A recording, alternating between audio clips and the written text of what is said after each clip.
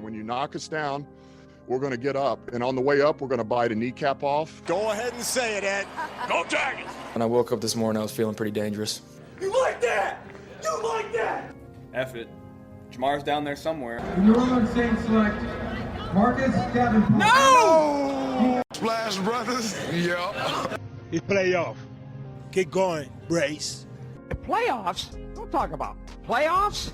If it doesn't fit, you must acquit. What is up, guys? Dirty Boot Sports, and we are back with episode 199. Almost 200. Crazy, crazy feeling. I'm back here again with another solo pod. This is our final NFC preview. I'm going to go ahead and knock these out to kind of get them out the way. Football season is rapidly approaching. We already had the Hall of Fame game. Hard Knocks is back. So much stuff to be excited for football, and we got a lot of other football content we want to talk in the upcoming weeks. So I'm gonna try to knock these previews out as quick as I can. So I'm doing 2 tonight by myself to just get it over with, I guess you could say. This is the NFC East episode, though. Wanted to have Angevon and Andre on for this one, but didn't happen. As I said, busy schedules have kind of ruined everything, and yeah, we'll have them on eventually to talk some football, though. Absolutely. Got to hear Angevon's thoughts about what a wonderful city Philadelphia is, and Andre knows way too much about the Cowboys. I remember last year he was knocking off freaking third string DNs that he thought was going to have a big year. Shout out to Big Reed BBQ as always, though. But yeah, I think that's pretty much it. Braves just lost, so great time. Love baseball, love sports. So let me talk some football and get my freaking mind off all this crap. But yeah, before I get into it, let me do an ad read. Let's see. I think I did Mimi's last episode. I'm going to go with, let's go Crown Detailing. Crown Detailing offers mobile car detailing services, conveniently servicing your vehicle at your home or workplace. They provide various services for cars, boats, campers, and RVs. Serving Ruston and the surrounding areas. Reserve your spot today by contacting 318-474-0859 or find them on Facebook by searching Crown Detailing. So, shout out to them. Reached out to them the other day and talked to them a little bit. Everything's going smoothly. Business is going. Trying to get some back to school cars and everything like that. So, check them out on Facebook. They do it the best. I mean, he posts some before and after pictures, and man, people's cars are freaking dirty. It's crazy. My truck don't be like that. Only thing that happens in my truck is Gunner spilling French fries in the back seat during reviews and crap. So my truck, I like it on the cleaner side for sure. Definitely not like some of the people I see. It's crazy, man. But yeah, it's football time. NFC East. What was the storyline of this division? I mean, Mike McCarthy kept his job. Dan Quinn flipped from the Cowboys to the Commanders to be the head coach. What else happened? Sirianni kept his job but signed 2 new coordinators. Kellen Moore came in. Was he the OC at the? Where was he at last year? He was with the Chargers last year, but he was with the Cowboys before that. Maybe. I might be wrong. Not sure. Don't really care to look it up. And then you had the Giants who, brought back their franchise quarterback, right? Daniel Jones. But yeah, interesting. Oh my God. Just Little League World Series is on, and Hawaii has 12 runs off of 4 hits. Love that. 3rd inning, baby. And Helen Keller's up at the plate or something like that. But yeah, what a great sport, Little League World Series. Tune in to that. But yeah, we're here to talk some NFC East. Not the most interesting division this offseason, really. I mean, the Commanders made some moves on and off the field that are fun, but not really. Let's do this though. I'm going to start with the Commanders.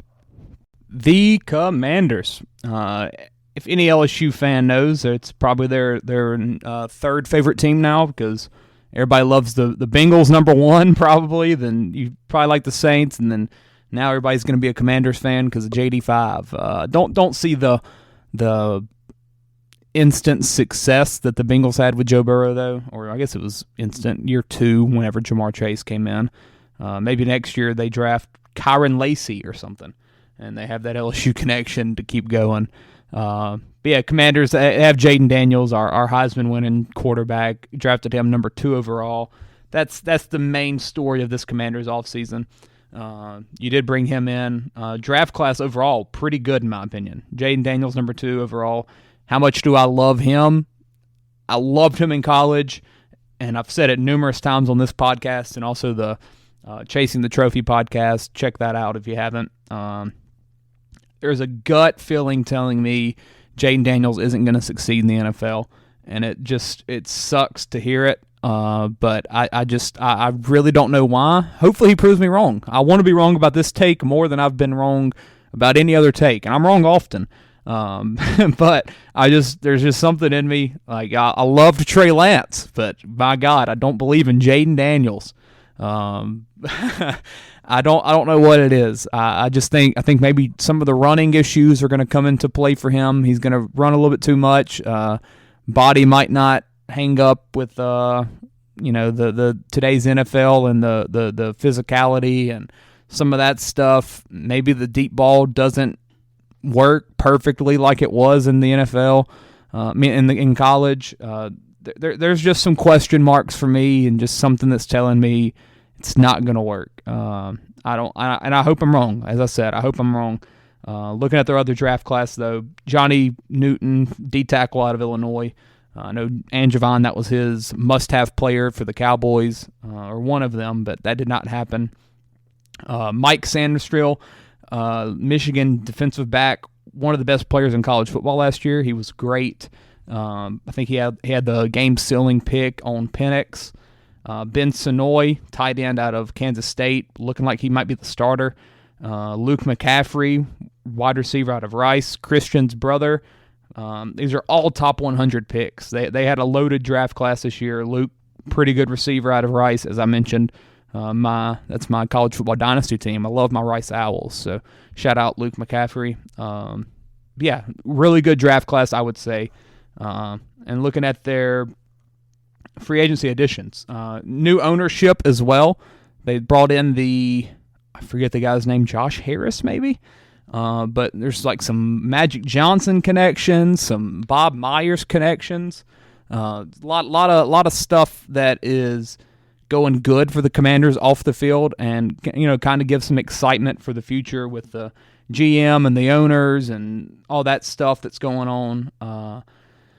Because it was pretty bad under Dan Snyder. Not the best of workplace environments, certainly, but maybe some good things for the future, especially now that you've got your franchise quarterback, hopefully, with Jaden Daniels. Looking at their additions, though, you added Jeff Driscoll, you added Marcus Mariota. I love the Marcus Mariota signing. I think that is who Jaden needs to have as his vet. I like that a lot. Similar play styles, maybe similar body types almost. Jaden's certainly a little bit skinnier, I would say. And Marcus wasn't incredible in the NFL, obviously, but I mean, he had Tennessee playing some good football for a little while. They might have won a playoff game under him, or whenever he caught the ball, that he threw it and then caught it himself and maybe scored a touchdown against the Chiefs, I think it was. They were in the playoffs, certainly, but he might have also just been in replacing Tannehill or something. I don't know. But Marcus Mariota, not a bad quarterback, but wasn't what he was in college for sure. Austin Eckler, 2-year, $11 million deal at running back. How much does he have left in the tank? Man, I don't know. Not the biggest fan of this move. Certainly a big name, but I don't think he's going to be what he used to be. Certainly, but I think he can be okay. I think there is a path to where this move does become very beneficial, because what does Austin Eckler do best? It's catch the ball out of the backfield, and I think there's going to be a lot of opportunities for that from him. Jaden Daniels, very mobile quarterback. Offensive line, not great for these Commanders. So I think there is going to be maybe a partnership between Daniels and Eckler of, hey, they're not blocking for me, get on this little short route out the backfield, be ready, I'm going to dump it off to you, you make some magic. I think you could see Eckler get, let's say 50, 60, 70 catches this year. It wouldn't surprise me. Now, running the ball, I think a lot of that's going to go to Brian Robinson Jr., which, as it should. You also have Chris Rodriguez in that backfield that I think is going to get some carries. And we dove into a lot of this on the Chasing the Trophy podcast as we talked about the new players that have come into the NFL or that have swapped teams this year, stuff like that, with Jaden Daniels coming in and Austin Eckler swapping teams. So we dove into that backfield dynamics, I guess you could say. And I think it's going to be an interesting backfield to watch unfold. And Eckler could be good, but don't expect really what you're expecting 2 years ago out of Austin Eckler when he was the number one fantasy running back and an easy top 5 player at the position, I would say. You brought Jamison Crowder back. You signed Zach Ertz. Maybe he gets some of them tight end dump offs. That tight ends are the best friend for a rookie quarterback, and Ertz is certainly a veteran. Not much left in the tank, but you'll get something out of him. You brought in Nick Allegretti, 3-year, $16 million deal at offensive guard. Maybe he can actually be an upgrade at that weak position for them. Tyler Biadasz says, I don't know how the crap to say that name. It's the Wisconsin, I believe, center that used to play for the Cowboys. 3-year, $30 million deal. Switched in division to be the, I'm hoping, starting center for the Commanders. I like that pickup. Not an incredible player, but he's definitely a solid O-lineman. Maybe a good dynamic between him and Daniels for the future. Let's go down to the defense. You've got Dorrance Armstrong, 3 years, $45 million. That's a lot for him. Cleveland Farrell, mentioned him in the last pod about the Niners and their reclamation projects, him being one of them that didn't really work out. And he's on the move again, trying to prove it somewhere else. You also bring in Dante Fowler Jr., still playing football. Shout out to Dante. Frankie Louvu, 3-year, $36 million deal. Solid linebacker. Not great, not good, but definitely a depth piece that can get some good playing time. Bobby Wagner, 1-year, $8 million deal. Pretty much the Austin Eckler of their defense. Big name, but doesn't really have the juice that he had a couple years ago. Bobby Wagner at his peak is a Hall of Famer and probably will get in, or I would hope would get in. But those days are definitely over. Wagner still, he'll probably still get 100 tackles, but he'll definitely have some plays where you're like, man, you might need to hang it up. Michael Walker, Michael Davis, James Pierre, Jeremy Chin, other signings in the defensive backfield for the Commanders. Losses, quite a bit. Jacoby Brissett went to the Patriots. Sam Howell to the Seahawks. Antonio Gibson also to the Patriots. I loved Antonio, man. I thought he was going to be the guy. They never really gave him the shot though. I loved him coming out of Memphis as a rookie. Didn't really happen, but the Patriots will probably work some weird magic and play him at 7 different positions, and he'll be good. Curtis Samuel went to the Bills. Really high hopes for him this year. Logan Thomas to the Niners. Mentioned that on the last pod. Sadiq Charles went to the Titans and retired yesterday. Was getting all the starting reps at guard for the Titans this offseason, and then he said, yeah, screw it, I'm done. So that's not great. Maybe he saw Will Levis throw one too many picks and said, I'm out of here. This is wasting my time. I think at like 25 years old, too. It's crazy. You lost Charles Leno Jr., Nick Gates at the offensive line, but with as bad as it was last year for Howell, maybe it's good you got some fresh names in. James Smith-Williams, Casey Toole, Cody Barton to the Broncos. Maybe that's a kind of a big loss. One of their better linebackers. Kendall Fuller to the Dolphins. He'd been there a little bit for the Commanders, starting at corner. Cameron Curl to the Rams. Mentioned him on the last episode.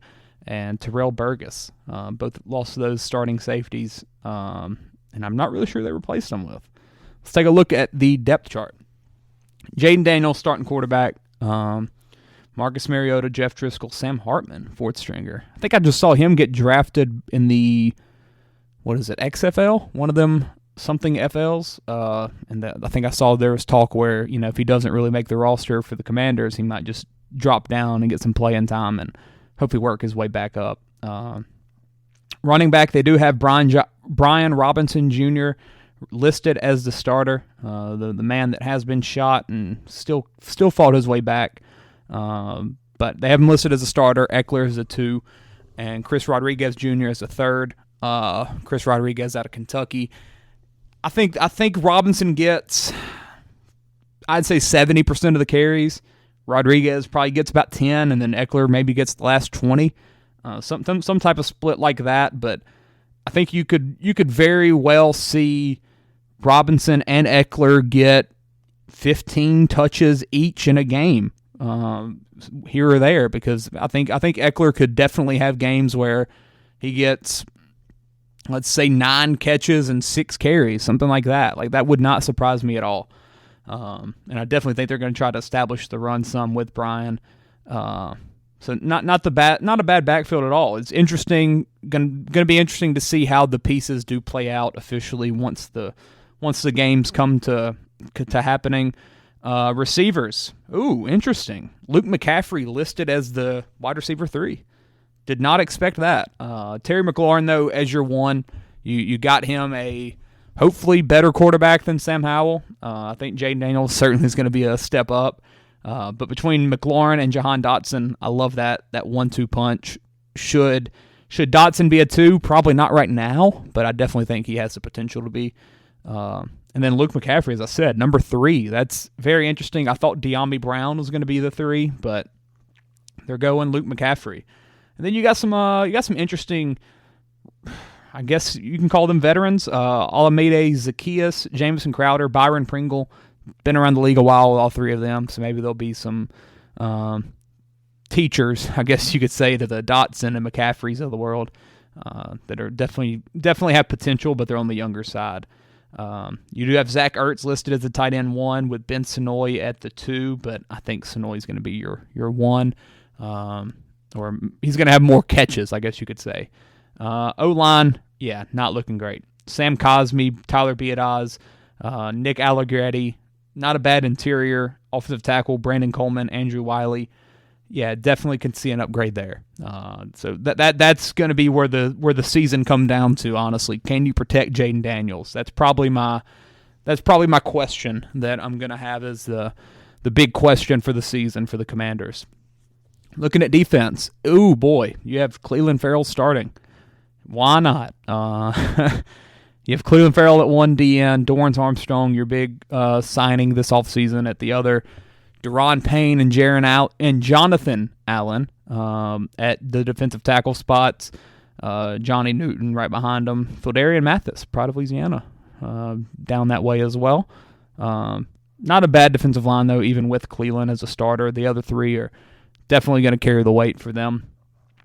Frankie Louvu, Bobby Wagner, Dante Fowler as another starter. So you have Fowler, in a 4-3, you have Fowler as your outside linebacker. Fowler's certainly a pass rusher, so I'm trying to think. It's a Dan Quinn defense, so Micah Parsons is listed as an outside linebacker. So maybe does Quinn plan to use Fowler in a Parsons role? That's going to be a tough task. I don't know. That's an interesting thought. But the other linebacker's not bad. Jamin Davis as well. Not in a starting role, but a player I liked a lot coming out of Kentucky. I think he's going to be a pretty good player, and hopefully he gets a little bit more playing time than some of these other guys. I'm sure he can learn quite a bit from Bobby Wagner. But that is something you have to mention when you read these defensive players, is that it's not the most talented names, but you do have Dan Quinn, who's one of the best defensive coordinators in football. He is now your head coach, and also you have to mention on the offensive side, Cliff Kingsbury, not a head coach in the NFL to say the least, but still a talented offensive mind, and it's intriguing at least with Jaden Daniels. So some excitement there in the coaching staff for Washington. Looking in the secondary, Emmanuel Forbes Jr., the rookie second-year player, I believe, out of Mississippi State. Pretty good cornerback. I'm not sure he's built for a number one spot yet, but we'll see. Benjamin St. Juste and Mike Sanderstill, the rookie, at the other two cornerback spots, definitely have potential. You might see some rough games between them. They're all pretty young, but I think they can be pretty good in the future. Jeremy Chin at one of the starting safety spots. Loved him coming out of college, but hasn't really been great, but still on the younger side. So an interesting and young secondary between them and Quan Martin as well at the other safety spot, who is a second-year player out of Illinois. I mean, you're going to have some rough games. You're playing against the A.J. Brown, Devontae Smith, C.D. Lamb, Malik Neighbors. A lot of talent in that division at the receiver spot. So definitely some rough weeks coming ahead for this Commanders defense. But, hey, who better to teach them up than Dan Quinn, who was in Seattle at the Legion of Boom. Such a well-respected name for this defense. I think it can work. You also have Bobby Wagner, as I said, in the middle there at linebacker, who not what he used to be, but still, it's Bobby Wagner. You can do a lot worse. I mean, if he was a Saint right now, I'd still be happy, and I'd be very excited to watch him. So, an interesting defense. I kind of like it. I kind of do. Let's take a look at their over/under 6.5. So that's the same as the Cardinals. So fair, second and fourth picks, I believe. 6.5 over is -130, under +110. Take a look at their schedule real quick to round out this Commanders talk. I think I've talked a little bit too long on this team, but hey, they're interesting, man. I love football. You got Tampa Bay week 1 versus the Giants. So division game week 2 for the Commanders. At the Bengals on Monday Night Football. Burrow versus Daniels. That will have a high ratings mark in Louisiana, which is crazy to say about a Bengals Commanders game, but hey, LSU everywhere, baby.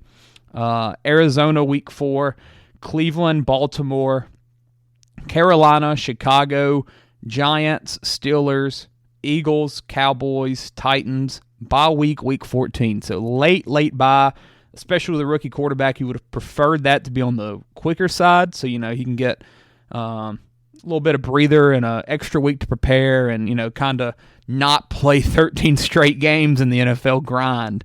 So that's tough, especially with someone that is on the, I would say, weaker side with Daniels with his body type and just so many concerns about that. But man, not a terrible schedule. I mean, they can win at Tampa Bay. They can beat the Giants. They can beat the Cardinals. I wouldn't say the Bengals and Browns are absolute must-lose. At Baltimore would be tough. Carolina, Chicago could beat either of them. Could beat the Giants again. Could beat Pittsburgh. Could beat Tennessee. And then after the bye, you have 4 games at New Orleans. That'll be another big Louisiana game right there. Jaden coming home. And then versus Philly, Atlanta, Dallas. So pretty rough 3 to end the season with. But man, that's a pretty favorable front 3. Front 13 weeks, especially for a 6.5 line, man. Now, how quick can Jaden Daniels adjust? Reports out of camp are that he looks awesome and that he looks ready to roll. As I said, I am a little bit pessimistic. I think that's the word. I'm just making up stuff here. Pessimistic that he's going to be awesome, but I do think he can be good. So 6.5, man, I kind of want to take the over. I kind of do. Now, is that a little bit of an LSU homer in me? Maybe, but like I said, I don't think he's going to be incredible in the NFL, but man, 6.5 feels pretty good with the schedule. And I'm sure Peyton and Chance would back me up on that talk if they were here. So, because we all love JD5 and we want him to work. And the pieces like McLaurin and Eckler and Brian Robinson, Jahan Dotson, Kingsbury, Dan Quinn, the very interesting and young secondary that I think is going to be good. There's a lot to be happy about if you're a Commanders fan, which man, when's the last time you could say that? Whenever that, who's that? Taylor Heineke that they almost beat Brady and them in the playoffs with. That was like 4 years ago. But yeah, I mean, I think it could be a good season for the Commanders. Now, 7 wins does feel kind of crazy to say, but hey, screw it, I'm gonna do it. So Commanders over 6.5 minus 130. I'll take that. Question mark of the season.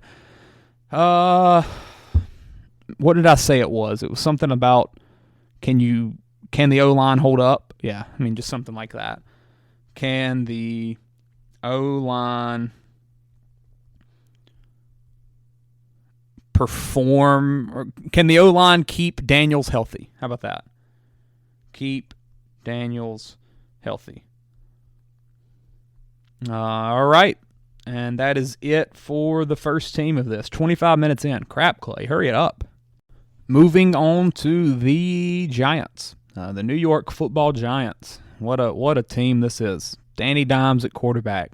Can they be what they were? Crap, was it 2 years ago? They beat beat the Vikings in the playoffs, and don't know what happened the second game.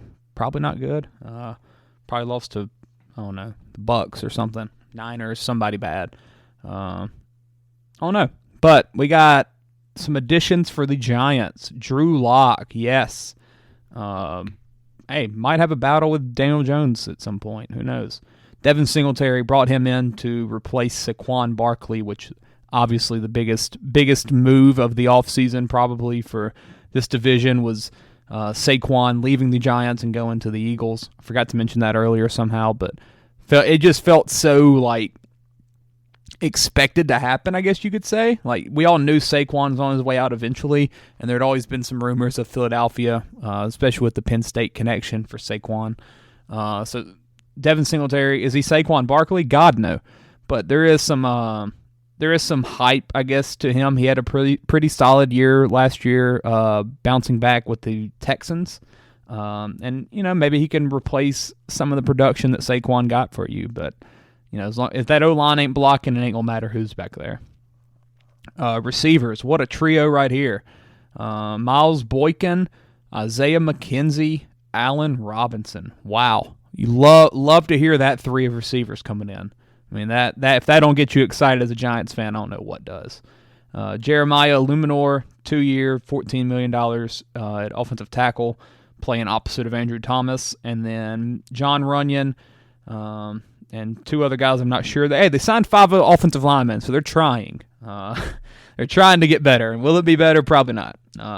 Big defensive move, though. Brian Burns. Traded him for, what did they give up? In exchange for, they traded a 2nd and a 5th round pick this past season for Burns and a 5th. So pretty much they skipped a 2nd round pick. Right? Or am I reading that wrong? Oh, and they also got an additional 5th. So yeah, I don't know, man. They got Brian Burns. I can't read. This is too much words. They got Brian Burns, gave him 5 years, $150 million. Brian Burns is awesome. I think there was a report either this past trade deadline or the year before that the Rams were offering, I think, 2 first-round picks for Brian Burns, and the Panthers were like, nah, he's a building block. We're going to keep him. He's going to be here forever. Yeah, he's gone. Not for the compensation that you could have got probably 6 months ago. But yeah, Brian Burns, incredible player, one of the best pass rushers in the NFL. I love to watch him play. Glad he's out of the division as a Saints fan. But how much can he do on a Giants defensive unit that not great to say the least. You also signed Isaiah Simmons, brought him back. Man, what a player that was a disappointment, man. I thought he was going to be just one of the next studs of the NFL. He was awesome at Clemson. I thought he was just going to play, that hybrid safety linebacker type role. Crap, put him at corner, do whatever with him. He's just going to make plays, and he has just not been good. Brought back Darnay Holmes, pretty solid corner. Signed Jalen Mills. Why not? LSU legend. Looking at the draft, though, Malik Neighbors, number 6 overall to the Giants. Reports of J.J. McCarthy reports of Drake May at one point. Reports of, God, who else was there? Maybe a tackle, J.C. Latham, Joe Alt. Like there was a lot of talk of who the Giants wanted here. Were they going to trade up even for Jaden Daniels? Like there was so much that was going on, but they ended up going Malik Neighbors, number 6 overall, out of LSU. Malik is awesome. If you watched him the past couple years at LSU, dynamic player, probably the closest thing to Jamar Chase that we've seen, in my opinion. I think they're very similar in terms of players, and I think I think Malik can be close to what Jamar has been in the NFL. I would not be surprised at all. Second day, they drafted Tyler Nubin, safety out of Minnesota. I believe he was the number 1 safety in the draft, but he did fall to day 2 because, even as the number 1 safety in the draft, it's not really a, pivotal position in the NFL. That's not a position that people value a lot. It's kind of similar to how running backs are valued. You can kind of just put a replacement level player there and get away with it. But Tyler Nubin, very good player. To get him and Neighbors as your first 2 picks at 6 and 47, that you got to feel happy about that. Nothing else really significant out of the draft for the Giants. Losses. Tyrod Taylor to the Jets. Did not know he went there. Interesting. Saquon Barkley to the Eagles, as I mentioned. Very big loss. He has been the Giants for the past couple years. Matt Breida just signed to the Niners, I believe yesterday. Going back home to where it started. Sterling Shepard went to the Bucs. Why not? Sterling Shepard's had a solid career in New York. Maybe he can go be the 3 or 4 in Tampa and get a little bit better, some better looks. Paris Campbell, he left for the Eagles. Darren Waller retired. That's a big one. Big disappointment last year, Darren Waller was. Couldn't stay healthy. Didn't have a quarterback. Pretty much the perfect storm for an awful season. And, things went bad. A lot of hype for him coming into last year. I thought he was going to be, one of the best tight ends in football last season, and he certainly was not that. Other losses, Ashawn Robinson to the Panthers. Dory Jackson, is he not signed still? That can't be right. Xavier McKinney, losing him. To the Packers. I about to say the Pacers. Not even close. Packers, though, Xavier McKinney, great player. One of the better safeties that signed this past offseason. But where you lost him, you can slide in Tyler Nubin. Probably so. Looking at the depth chart. Daniel Jones at quarterback. Man, what a guy. Getting paid a lot of money to be a franchise quarterback. Can he be a franchise quarterback? I'm going to say no. Bold take there. Bold take. But, yeah, Danny Dimes, man, like, they were in such a tough situation. They were coming off, I believe, a playoff win. And he was up. Saquon was up. You're like, we can franchise one. We can let one walk, but we just want a playoff game. You got to keep them both, right? Yeah, you paid Danny. Saquon left a year later. It was just Danny got hurt. Danny never really looked good to begin with. Like he's never. When was Danny's peak? I don't really know. Maybe the first time he ever got in that game was it against Tampa that time. I don't know, man. Danny Dimes is just. I mean, is he even a top 20 quarterback? I would say probably no. And that's crazy to say for a guy that's getting paid, I believe, $160 million over 4 years. Or is it 140? Something like that. Way too much money for Daniel Jones regardless. And a lot of pressure on him this year to show some freaking life. My God. And a lot of pressure on Brian Dable as well to make this investment work. Devin Singletary at running back, as I mentioned. Tyrone Tracy, the rookie they signed. Eric Gray, I believe second-year guy to Rutgers. I might be wrong. Malik Neighbors, star wide receiver.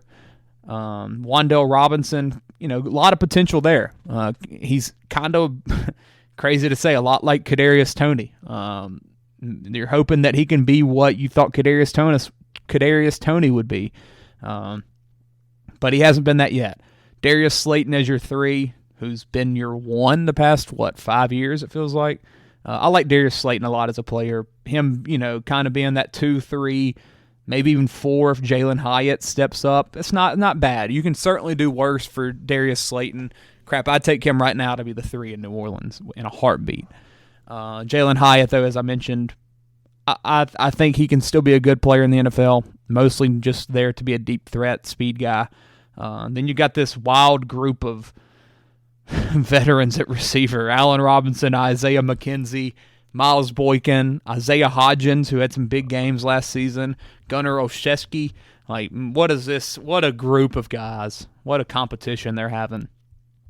At tight end, did lose Darren Waller, but you brought back Daniel Bellinger from injury. He had a pretty good year the year before. I don't mind him at all. Not a bad tight end, but not something that you're going to believe is going to be on the level of what Darren Waller was supposed to be. Theo Johnson, another rookie that they drafted out of Penn State. Andrew Thomas at tackle. Awful start to his career, but man, he has turned it around. He has been awesome. One of the best tackles in football the past couple years, and got paid as such. Yodny Kajus, is that the Hard Knocks legend? Maybe so. Backup tackle. Jermaine Illuminor at the other tackle. John Runyon, Aaron Stinney, and John Michael Schmitz at center. So the O-line could be worse. It's getting better. The tackles are, I would say, pretty good between Thomas and Illuminor.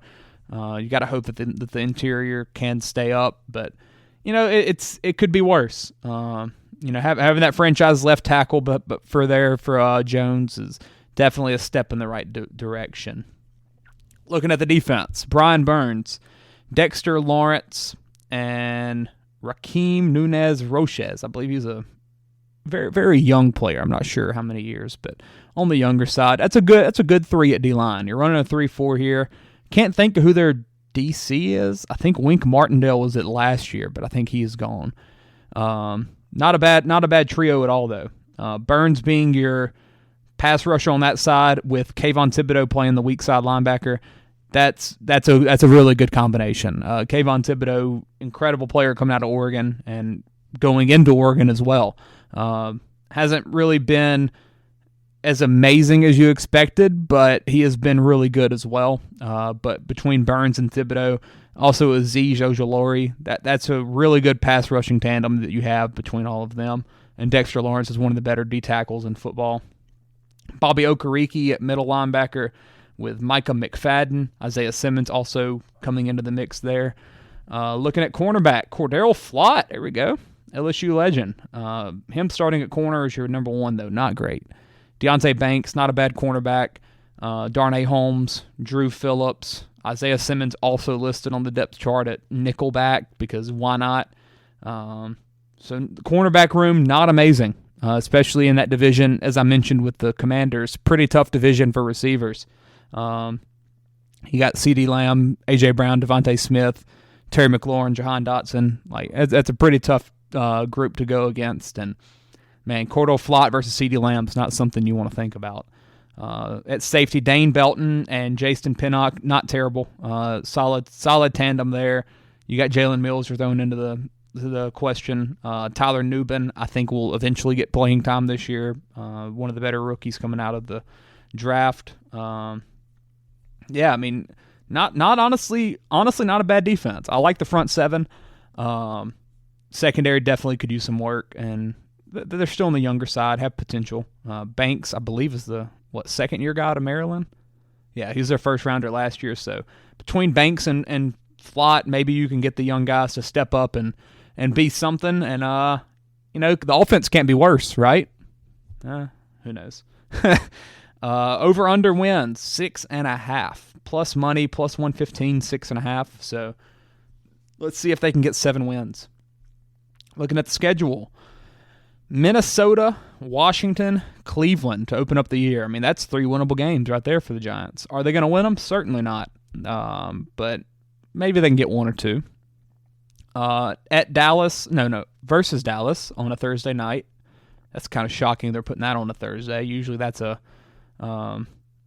Well, I guess it is prime time, but that always feels like that plays at the 3 o'clock Fox slate at some point. Maybe Dallas and Philadelphia took that over this year because the other Dallas game's on Thanksgiving, as always. At Seattle, October, versus Cincinnati, versus Philadelphia. That's a pretty rough stretch right there. Cleveland, Dallas, Seattle, Cincinnati, Philadelphia. At Pittsburgh on Monday night. Not loving that. Not loving that 6 right there. And then versus Washington, versus Carolina in, I believe that's Germany or one of the foreign countries. I don't really care to look. Who cares about the Giants, Panthers? That's the first 10, though. You could see 3, maybe 4 wins. Let me look up this DC. Giants, DC. If it's Wink Martindale, then okay, it's not. It's Shane Bowen, former defensive coordinator for the Titans. He's been the Titans defensive coordinator the last 3 years, but he was under Vrabel, so probably not really his defensive coordinator position. Wow, I mean that's not a bad coordinator, but Wink Martindale is more of a gadget kind of guy. Runs a weird defense. Man, I don't know. I like the defensive pieces, honestly. It's just it all comes down to what the crap is Danny Dimes as a quarterback. I'm honestly leaning the over so far. Let's see what happens after the bye. You've got versus Tampa, at Dallas on Thanksgiving, versus New Orleans, versus Baltimore, at Atlanta, versus Indianapolis, at Philadelphia. Not great. You're looking at probably 2 wins there, maybe 3 if you're lucky. I mean, you can beat the Saints, you can beat the Vikings, not the Vikings, the Bucks. I don't feel good about Philadelphia, at Dallas, at Atlanta versus Baltimore, maybe Indianapolis. Who knows what that's going to be? Ugh. You really, man, it's going to be under. They're not going to win. It's Daniel Jones. I like their defense, though. That's what's crazy. I really like the defensive pieces they've got. And with the Burns addition, man, I want to believe and I want to go over, but I can't go over with them and the Commanders both winning 7 games. That's insane. One of them's got to suck. I'm going to lean Daniel Jones. So that'll be Giants under 6.5 for minus 135. What's the question mark? I mean, how do you not have the question mark as Daniel Jones, right? That's the question of the season. Let's just label it. Can Daniel Jones be any worse? How about that? That's gonna be the question. Can Daniel Jones be any worse? And that's pretty much the question of the season for the Giants. Like if he can be worse, it's over. But can he be a little bit better? Can he be what you saw maybe 2 years ago, where you kind of had a glimpse of promise? I don't know. But yeah, that's pretty much it for the Giants. Man, this episode's going way too long. 45 minutes, something like that, for this one. And I've talked about probably 2 of the worst teams in football. But here I am, man. Commanders and Giants getting 40 minutes out of me. Who could ever believe it? Now I'm going to actually talk about the 2 good teams in the division. We got the Philadelphia Eagles, my favorite team in this NFC East by far. I'm a supporter of Jalen Hurts. I'm a supporter of the Eagles as a whole. I have a Fly Eagles Fly shirt. Like they're one of my, which I make fun of myself, and other people make fun of me as well for being a fan of so many NFL teams. They're one of my probably I'd say top 5 favorite teams in the NFL. Certainly not the year that they expected last year, but this year you have high hopes and a lot of pressure as well. 2 years removed from the Super Bowl now. Last year you lost both coordinators with Gannon and Steichen going to the Colts and the Cardinals. So you kind of had an excuse as why you kind of went a little bit backwards. Hurts didn't look great. A lot of stuff went wrong for them last year. And it ultimately led to them sneaking into the playoffs, but getting embarrassed by the Bake Show down south in Tampa. But yeah, I mean, this year, can it be worse? God, you hope not. If it's worse, Sirianni's gone, and you got to question a lot about the contract Jalen Hurts got. But that's why you bring in Kenny Pickett. You bring in Kenny Pickett for a fourth. You also get a 4th-round pick, and you gave up a 3rd and 2 7s. That's a interesting trade. Pittsburgh just really wanted him out of there, and he stays in the state of Pennsylvania because he just cannot leave it. He's a Pittsburgh quarterback. Went to the Steelers. Now he's in Philadelphia. The man will play nowhere else but Philadelphia or Pittsburgh. He just loves Pennsylvania. Next, he's going to go play for the Scranton Stranglers. Will Greer also came in on a 1-year deal. Saquon Barkley, that's the big move right there. 3 years, $37 million. Because whenever you think about the Eagles, you think, yeah, they need a running back because they only run one guy, and they're going to really give him the ball and just let him take over. Nah, man, they don't. It's like the freaking, which I guess you could say it's like the Niners. The Niners have always had the reputation of they run 2, 3, 4 running backs out there. They're all the same. They're all great. But then they got Christian McCaffrey, and they did take a step up. So maybe you can see a similar situation with the Eagles here where, you've had all the Miles Sanders, DeAndre Swift, Boston Scott, Corey Clement. God, who else has been here? So many guys for this Eagles team. And now you have Saquon Barkley, who, behind Christian McCaffrey, he's in that top 3-5 range of best running backs in the NFL. Nick Chubb. And then I think you can definitely have a conversation for Saquon as that number 3. But now you have Saquon not behind the god-awful O-line of the New York Giants and with the awful quarterback of Tommy DeVito, Daniel Jones, whatever all was rolling out there last year. You now have Jalen Hurts at quarterback, and you have a really, really good offensive line, even without Jason Kelce at center. Their O-line is awesome, and it always will be. They just build offensive lines at work. So a lot to be excited about for Saquon Barkley. Definitely think he's going to be something that you expected of him out of college. Now, yes, he's had good years, but still he hasn't been that elite, like, this is the best running back in football type of player that you thought whenever he was the number 2 overall pick. A.J. Brown, 3 years, $96 million extension. A lot of money. And then you also say, screw it. We signed our quarterback last year to a game-changing deal. We signed our running back now to, I think, the most money in football at the time for a running back.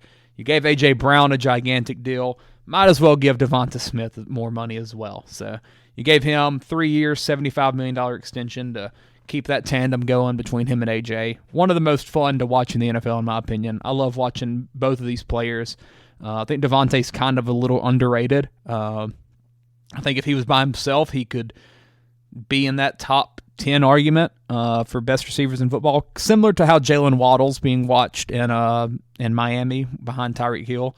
I think both of them guys could, go to a team like, for instance, I guess the Giants before they got Neighbors, where there really wasn't much there.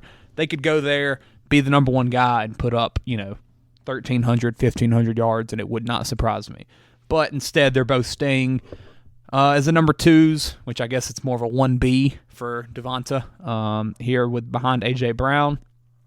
You also bring in Albert Okwuegbunam and C.J. Uzomah at tight end, bring in some depth there. You signed Mekhi Becton to an offensive tackle backup role. Not bad there. I mean, it's a huge man that he's going to figure it out one day. A lot of potential for him, especially with his size, and he was pretty good at Louisville. Just really didn't work out in New York, and obviously so much pressure there. But not two better guys to work behind than Lane Johnson and Jordan Mailata. So maybe he can learn a thing or two in Philadelphia and get it together. Landon Dickerson, 4-year, $84 million extension because they didn't spend enough money this offseason, so they wanted to extend their guard. Matt Hennessy as well coming into that defensive line. Brandon Graham, my God, 1 more year. That's what he's saying. He's back again, probably like 40 years old now. Bryce Huff, that's their big move, 3-year, $51 million deal. Got him from the Jets, I do believe, while they sent Hassan Reddick to the Jets. It wasn't a trade, but it just essentially worked out that way. Bryce Huff, I guess, underrated, unproven type of guy. Like, has all the skills in the world to be a really elite pass rusher, but just really hasn't had the, I guess, recognition to be one yet. But certainly under the eyes of Philadelphia will have the chance to be one. Zach Bone, Saints legend, went up to there, signed a 1-year deal to play linebacker. Devin White as well, as I mentioned a little bit earlier, didn't really pan out incredibly with the Bucs. Yes, he did win a Super Bowl. Yes, he was one of the better players on that defense during that Super Bowl run. But besides that, hasn't really been that, number 5 overall pick kind of guy that we expected him to be coming out of LSU. And that's kind of shown by last offseason. He was holding out for a big contract to kind of reset the market, and now you're looking at him on a 1-year, $7 million prove-it deal in Philadelphia. But if you're Philadelphia, you got to be excited for that. Got all the skills in the world and the tools to be an incredible linebacker. It just doesn't really put it together. And hopefully you can in Philadelphia. At the worst case scenario, you've got a really talented player. Avonta Maddox, brought him back. He just cannot leave Philadelphia. C.J. Gardner-Johnson, 3-year, $33 million deal. He got traded there from New Orleans a couple years ago and then left on bad terms, went to the Lions, balled out there as he balls out everywhere, comes back to Philadelphia because that's who he is. He's going to cause problems wherever he goes, but man, it's hard not to love him when he's on your team. Jake Elliott, signed him to a big deal as well, 4 years, $24 million for one of the best kickers in football. Looking at their draft, what a draft for a team that was already pretty much set in stone everywhere, I guess you could say, positionally. You had Quinyon Mitchell at defensive back, arguably the best cornerback in football. Got him number 22 overall. I thought he was going top 10. He went 22 to the Eagles at a spot where they were kind of needing some help. And they also signed the great white hope of Cooper DeJean, number 40 overall, one of the better cornerbacks in the draft as well. People thought was going to sneak into that back half of the first round. I think I had him in my first round mock. Instead, he falls to 40. Eagles snag him. And, yeah, I mean, that's a great duo of top picks right there between Quinyon and Cooper. You also signed Will Shipley, Clemson running back, kind of do-it-all guy, kind of guy who certainly was not going to be a 1 anywhere in the NFL, but I can definitely see him sticking around as a 2-3 type of third down role wherever, and I think Philadelphia is a pretty good spot for him. Anais Smith, Texas A&M, Jeremiah Trotter, Clemson, a lot of skills there from him. He had a really good career, I would say, at Clemson, but just kind of injury concerns, stuff like that, made him fall in the draft. And then Johnny Wilson, took a little flyer on him later in the draft out of Florida State, the 6'6 receiver, almost certainly going to end up being a tight end. But he has got some skills, and whenever you see a 6'6 guy doing what he does, running as fast as he does at a build like that, you got to take a shot on him somewhere, and why not Philadelphia? Looking at their losses, not really a ton. Marcus Mariota, Rashad Penny, Boston Scott, DeAndre Swift, kind of clearing out that backfield. Quez Watkins went to the Steelers. Hey, I guess that last episode I was trying to figure out who was going to be the number 2 in Pittsburgh. Maybe it's Quez. He'll find his way back to Philadelphia eventually. Jack Driscoll, offensive tackle, went down to the Dolphins. Kind of a backup, though, never really panned out. Jason Kelsey did retire. Huge loss there. But I think you have Cam Jurgens stepping in at center, who a lot of potential there and high hopes from him. You don't really expect too much of a downgrade. And I think there's already been some of film Twitter looking at some of the blocking schemes that he's done and how he gets that second level that Kelsey was, so famously amazing at. And, yeah, Eagles fans are watching that and like, man, we might have Jason Kelsey again for the next 15 years. Hassan Reddick traded to the Jets. Probably a good loss there. Hassan Reddick was awesome during the Super Bowl year. Like, very, very good. One of the best, I'd say, 5 pass rushers in football that season. But last year kind of did take a step back. He's wanting a lot of money. And he got traded to the Jets. Still hasn't got that money. I think he's still sitting out and has lost like $1 million worth of fines so far for the Jets. Fletcher Cox did retire. Brandon Graham said, Fletcher, I'm better than you. I'm going to last 1 more year. Zach Cunningham. Shaq Leonard. Wow, forgot about him. forgot he went to Philadelphia. Says he's not signed. That's interesting if so. Bradley Roby, Kevin Byard, Justin Evans. In the secondary, not really much you lost there. Kevin Byard was just an all-around disappointment. Let's see. Depth chart. Jalen Hurts, Saquon Barkley, A.J. Brown, Devontae Smith. What a group of guys. There's not many better quarterback, running back, top 2 receiver tandems than that 4 you're going to list off right there. If Jalen Hurts gets back to the level of play he was the year before last, you can expect big things out of this Philadelphia offense. Paris Campbell is your 3. Johnny Wilson and John Ross. John Ross is there? Did not know that. And Ananias Smith, they're listed as your third. I mean, your backups. Wait, hold up. Griffin Abear. That's the freaking Tech guy. Wearing number 48. About 8th string right here. Shout out to him for being in Philadelphia. Dallas Goedert at tight end. Really starting to get the chance to shine now that Zach Ertz finally left him a couple years ago. Can he stay healthy? That's his biggest concern, but he's panned out to be pretty much what you expected him to be whenever he came out of, was it North Dakota State? I believe so. And then, as I mentioned, C.J. Uzomah, Albert Okwuegbunam, some pretty good backup tight ends you can have there. This offensive line, though, just awesome. Jordan Mailata at left tackle, Lane Johnson at right tackle. 2 of the better in the league at their positions. Landon Dickerson at left guard. Tyler Steen at right guard. Not sure about him, but Cam Jurgens at center as well. Very good.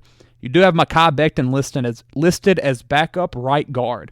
That's a large freaking man to have at guard, so that'd be interesting to see. But, hey, it's Philadelphia. They can make it work. Let's see. Looking on this defense. You got Milton Williams starting left defensive end. Shout out to him, Louisiana Tech. I sat behind him in class, so I'm sure he remembers me. I really motivated him to be an NFL player. Milton Williams, Jordan Davis, Jalen Carter. You got the Georgia boys with the Louisiana Tech pride. I mean, what a group of bulldogs right there. That's a really good defensive line, though. Milton's a great player. Davis and Carter, obviously, everyone knows about them. Yeah, I mean, you really can't get much better than that on the defensive line. All on the younger side, and you know they'll certainly get some. What word am I trying to go for here? Inspiration, teaching, veteranship, whatever the crap from Brandon Graham and the group of veterans that are around there. Bryce Huff at the edge on the 3-4 defense, pass rushing. That's all he's there for. Go get the quarterback. Still got Josh Sweat as well doing that. Middle linebackers, you've got Devin White, Nakobe Dean, Zach Bone. That's a really good trio that's, got some potential to really step up and be good. And then Nolan Smith on the other side at linebacker, another Georgia guy, because why not? They see these guys from Georgia just fall in the draft, and they're like, screw it, bring you here. You can come drink and drive in Philadelphia. Keely Ringo, hey, what do you know? Georgia. Starting at cornerback opposite of Big Play Slay. And do you have... Oh, interesting. I was about to say James Bradbury would be at the third corner, but you have James Bradbury switching to backup safety. Sure. C.J. Gardner-Johnson and Reed Blankenship, the Great White Hope, at free safety. Avonte Maddox at the nickel. And then you also have Quinyon Mitchell. Where is... You do not have... God, what's his name? Cooper DeJean even on the depth chart right now. Don't know what's happening there. Eli Ricks is around. I mean, he had to start last year some because it was getting so bad with injuries. Andre Sam's there, LSU, a player that we all hated. Mekhi Garner.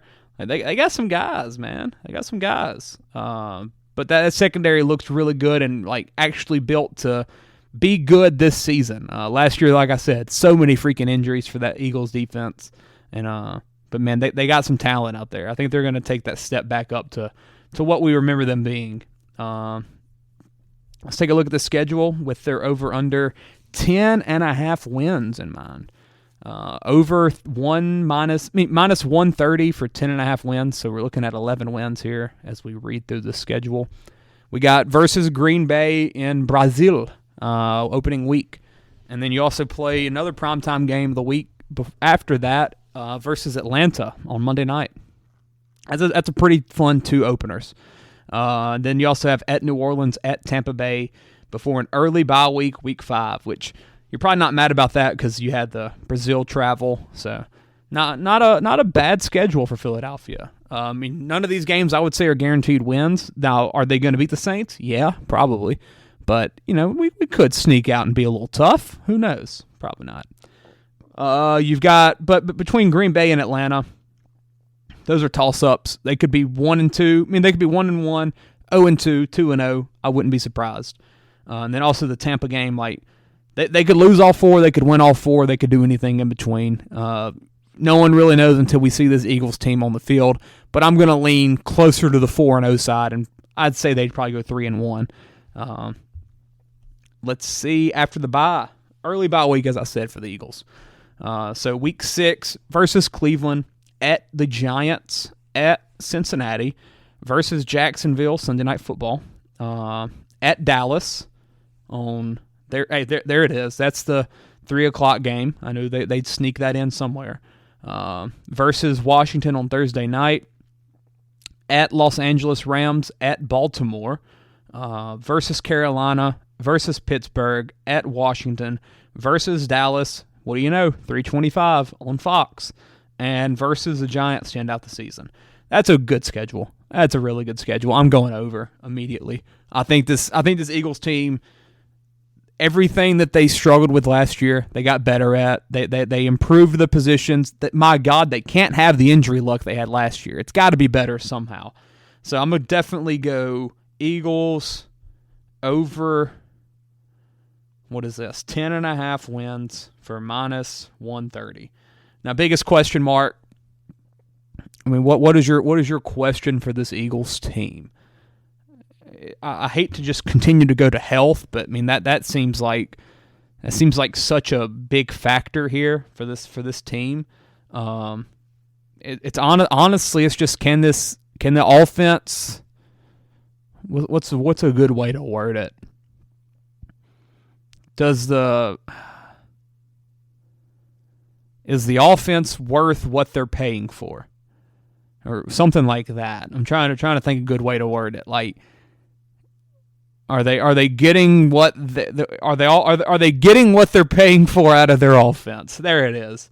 Are the Eagles getting what they paid for? That's going to be the way I word that, because as I mentioned, so much money invested into the offense on quarterback, running back, receivers, offensive line, so much money. I am over an hour after only 3 teams. That's football, man. I love football. But yeah, that's it for the Eagles. Then I'm going to move on to the Cowboys. Brain really didn't want to work there on the listing of the Eagles question mark for the season, but man, I'm tired. I've been talking by myself for about 2.5 hours here like a freaking psychopath. I'm just ready to go get done and go watch some One Tree Hill. But yeah, let's go do this. Cowboys, Cowgirls. What do you want to call them? Let me just call up Angevine and see if he'll give me some helpful information on this Cowboy squad. What is there to say about the Cowboys? Additions. What a elite group of guys that they added this offseason. Cowboys underachieved last year. Got the high seed and lost to that young, bad Packers squad. They're going to, make all the big changes. Dan Quinn's gone, but Mike McCarthy stays. You bring in Rico Dowdle, brought him back. You signed Zeke, baby. He's back. He's a Cowboy. That's what he is. He's a Cowboy, and they can't get rid of him. Royce Freeman, Eric Kendricks on the back half of his career, and that's it. That's your signings. What a group for these Cowboys. Looking at the draft, Tyler Guyton out of Oklahoma is your first round pick.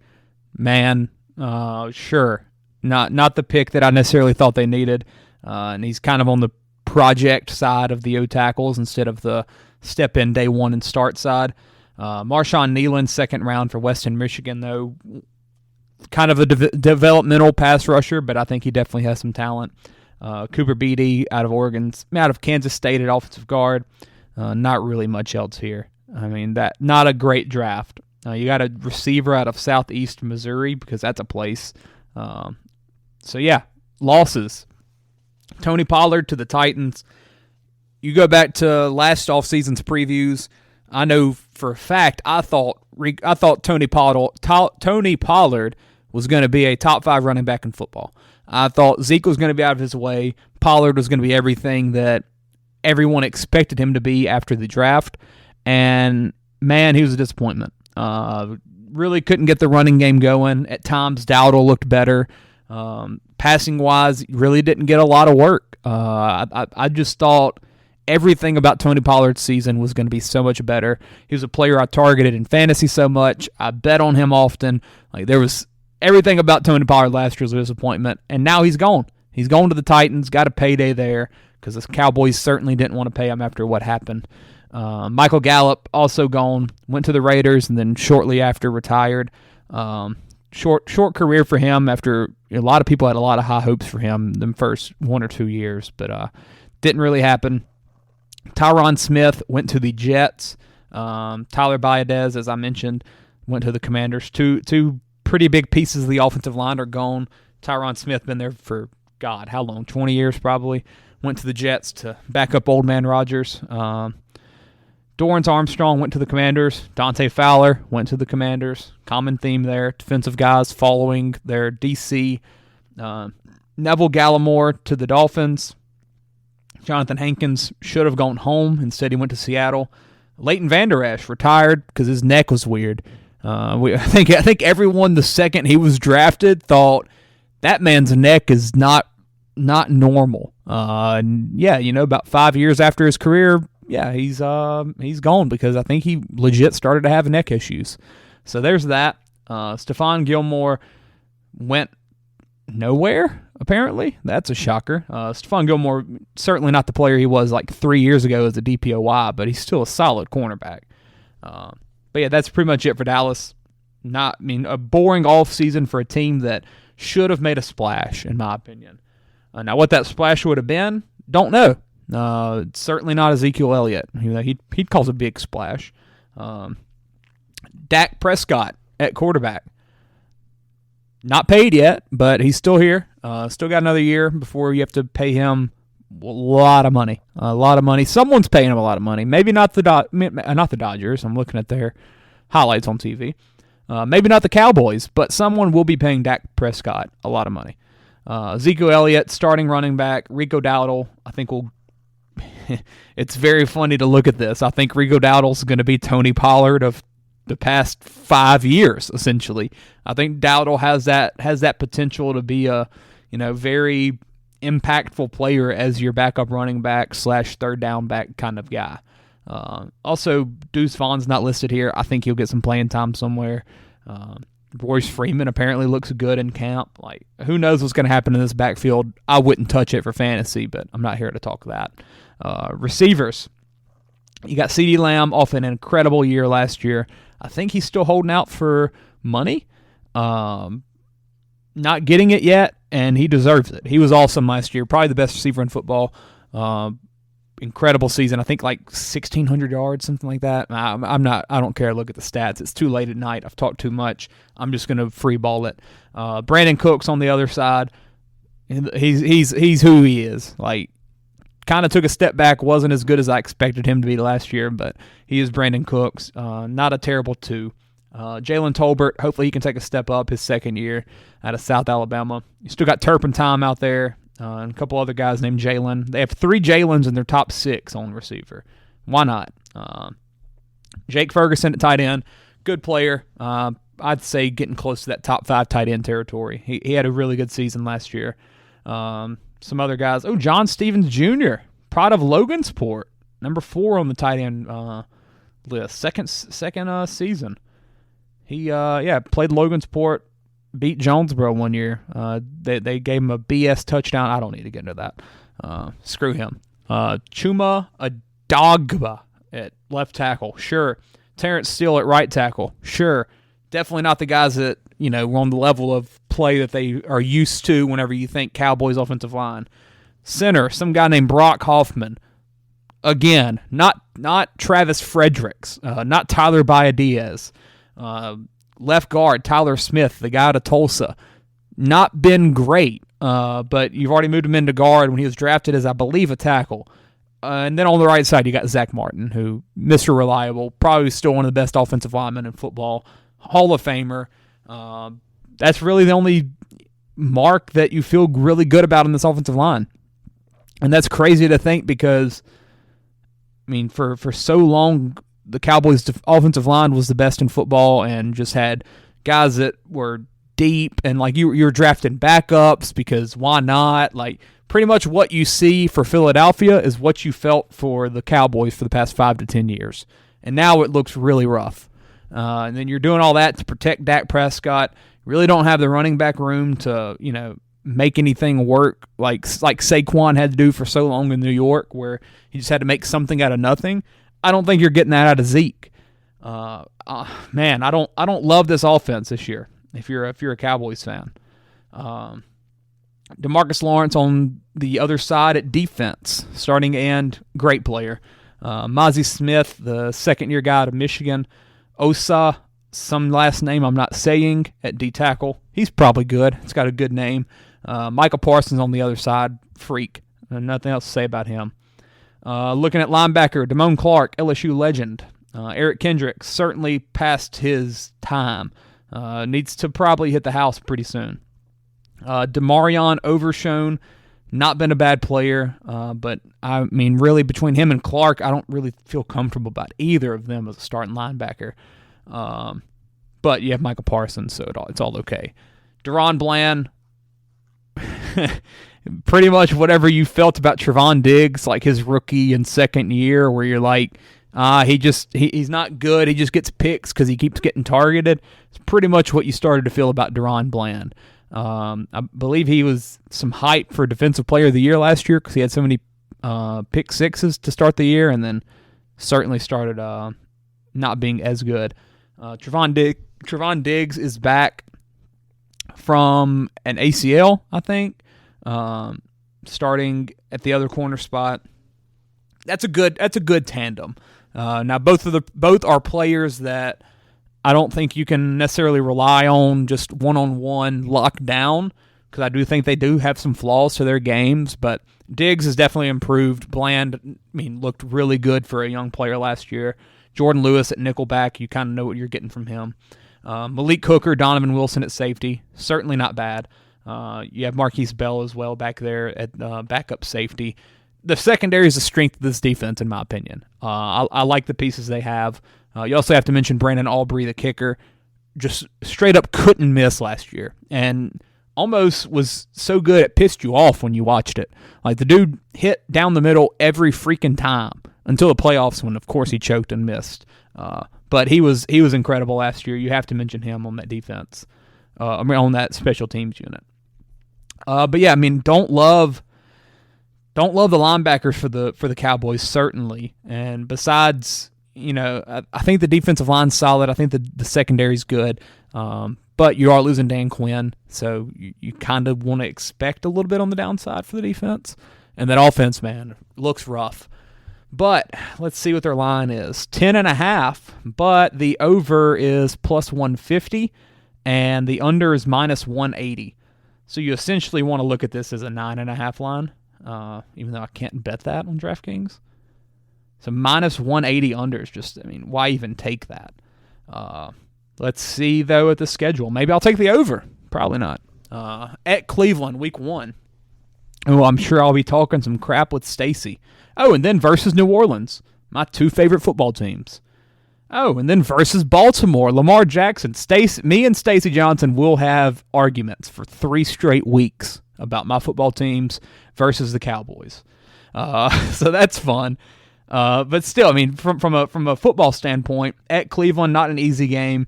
Versus New Orleans, what are we going to be this year? Who knows? Versus Baltimore, very good football team. That'll be a good game. At the Giants on Thursday night, at Pittsburgh versus Detroit. Man, that's before your bye week, which is week 7. That's not easy. It ain't easy. Looking at the second half, at San Francisco to open up the bye week. Boom. Jesus. At Atlanta versus Philly versus Houston. Oh, man. I'm not taking the over. I'll tell you that. At Washington versus New York versus Joe Burrow on a Monday night. At Carolina versus Tampa. At Philly versus Washington. Nope. Give me under. They are not winning 10 games, which it makes sense why the line's minus 180, but it's not happening. Put your house on it. Now, don't do that. Put your house on it. I mean, pretty much. I mean, Cowboys under 10.5 minus 180. I mean, that's about as good of a guarantee as you're going to get. I would take under 9.5 as well. I could see this being a 9-8. Crap, maybe an 8-9 team. So DraftKings doesn't have 9.5 lines, but they do have 8.5. Under is plus 205 for 8.5 wins. So Cowboys to go 8-9 would be plus 205 odds. I would take that. I honestly like that. But I mean, if you're taking the baseline 10.5 minus 10, I mean minus 180 under. I mean that's a guarantee. I really think so. I do not love this schedule. I do not love this football team. What is the question mark for the Cowboys this season? Besides everything, man.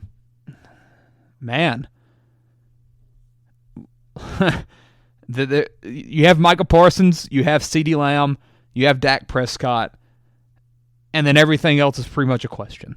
I think the defense will still be fine.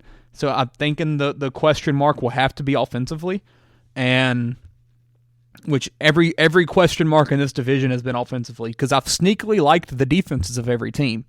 I would say, can you get any production out of your running backs? Now, the question is probably no. But between the running back room that you have and the offensive line that is certainly weak, you've got to take some pressure off of Dak and CD. So I think that's the question is going to be, can you take pressure off of Dak and CD? That's going to be the question because I think they've got a lot of talent between them two, and obviously Micah Parsons on defense. And as I said, the secondary I think is pretty good. But offensively with Zeke, Brandon Cooks, Jalen Tolbert, Jake Ferguson, shaky offensive line at best. I don't feel good about it. So that's where my question is. All four of these question marks or big questions are going to be offensive related. But hey, it's an offensive league, man. I'm going to do my Dirty Five tight ends with something to prove, and then I'm getting out of here. Hour 15 right now. But this is a boring list, so we're gonna roll through with it. Number 5, I have Brock Bowers. Why is he on this list? He's a rookie. He ain't played a game. What does he have to prove? Well, he has to prove that he's the most hyped tight end since Kyle Pitts, and maybe I'm more hyped. Brock Bowers had an argument for the best player in football the past couple years, and went number 12, which is not as high as Kyle Pitts went. But I mean, there was arguments that he should have been the number 3 pick to the not to the Patriots, maybe 4 pick to the Cardinals if stuff would have played out some way, maybe 5, 6, I don't know, man. People thought that Brock Bowers was going very high. He did go 12 to the Raiders, or was it 13? I don't know. I don't care. Brock Bowers has pressure on him to succeed and be pretty good soon. Apparently reports out of camp are that he doesn't really block and that he's almost going to be essentially like a flex type slot guy. And not what you love to hear out of a guy that you put a very, very important draft pick on. So Brock Bowers at 5. 4 from me, Juwan Johnson. As I sent this list to Chance and Peyton, Chance was like, Juwan just is always hurt. I said, yeah, he's hurt again, I think. But I think there is some pressure on him to kind of succeed for once. I mean, every Saints fan that watches him is like, oh, that dude can be a beast at tight end. He never is. And with a Saints offense that has Chris Olave, Rashid Shaheed, pretty much nothing else receiving-wise, there's some pressure on Juwan Johnson to come in and actually perform as a tight end. I hope he can. I'm not optimistic, but I think there is some pressure on him. And if not, he's probably on the way out after this offseason. Cole Kmet, number 3 for me. Cole Kmet had a pretty good year last year and hasn't had a bad career overall. But with DJ Moore, with Keenan Allen, with Rome Odunze, with Caleb Williams, with DeAndre Swift, with an improved O-line, there is so much talent on this offense that I think as a tight end that, it's certainly not a Laporta, Kelsey, Andrews type tight end where he's more of the, I guess you could say, traditional type. I think that definitely helps Cole Kmet is that he's got the ability to kind of be sneaky and an afterthought in this offense. And I think Cole Kmet does have some pressure to, not necessarily be awesome himself, but it's more so be a staple of this offense that has a lot of pressure as a group to succeed, and I think Cole Kmet's a part of that. So number 2 for me, this is one that the first 3 were kind of just throwing darts because how many tight ends really have pressure? You're good or you're not. But I think the number 2 and number 1 picks definitely have real pressure on them. Number 2 for me is Dalton Kincaid. Came in last year where he was a rookie and was on the Buffalo Bills with Stephon Diggs, Gabe Davis, Josh Allen, Dawson Knox, who was Josh Allen's best friend, all this stuff. But you expected Kincaid to look really good as a rookie. One of the more hyped rookie tight ends that you've seen in the past couple years. Definitely expected him to be the number 1 tight end in his class last year. And then Sam Laporta happened. Sam Laporta was absolutely incredible, instantly one of the best 5 to 3 tight ends in football. He was awesome. A staple point of that Lions offense, the number 2 passing weapon. He was awesome. So I definitely think there's some pressure on Kincaid, more so for his peers that you've seen Laporta be awesome as a focal point of an offense, and now that Diggs is gone, now that Davis is gone, Kincaid is going to have to be a focal point of the offense. We know Knox is still there, but Kincaid's a much different player than Knox is. Kincaid's meant to be a focal point of an offense as a tight end, and I think there is actual pressure on him this year to, maybe Shakir steps up, maybe Keon Coleman looks good, maybe Curtis Samuel looks good. Regardless, Kincaid's going to have to be I would say 100-catch type of player this year for the Bills to be good. And then Kyle Pitts, number 1. Guarantee, has to be number 1. He's given all the excuses in the world the past couple years, rightfully so. Number 5 pick overall out of Florida, or is it 4? I don't know. I don't care. But he had Arthur Smith as his OC, who is just, you feel bad for him because you had Arthur Smith, you had Desmond Ridder, you had Taylor Heineke, you had all these guys. Not a good group of offensive decision makers, I guess, to say the least. So now you bring in Zach Robinson as your OC, Raheem Morris at head coach, Kirk Cousins at quarterback. You got Bijan and London supposed to take a step. You got Mooney adding into the equation offensively. There's so much going for this offense. And I know I had Drake London at number 1 with pressure for the receivers, and everything that I said about him, you can say about Pitts. They're very similar in their situation where they need to be very, very good this year.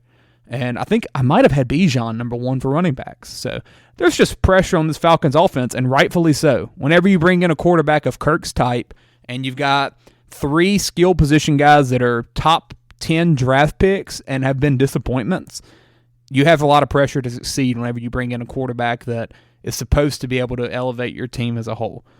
So Kyle Pitts, absolutely the number 1 option. That's a no doubter in my mind. And yeah, that is it for this. It is 11 o'clock at night. I've talked for freaking 3 hours between these 2 episodes, but hey, it's fun. I love football. Go check out the Sound Scouts last night. Great time. Hit up all our sponsors. This has been a good time. I hope I didn't say too many times or have too many brain farts or stupid suggestions or statements. I don't know. But yeah, that is it. Alrighty. This ain't how it's supposed to be. It should be just you and me.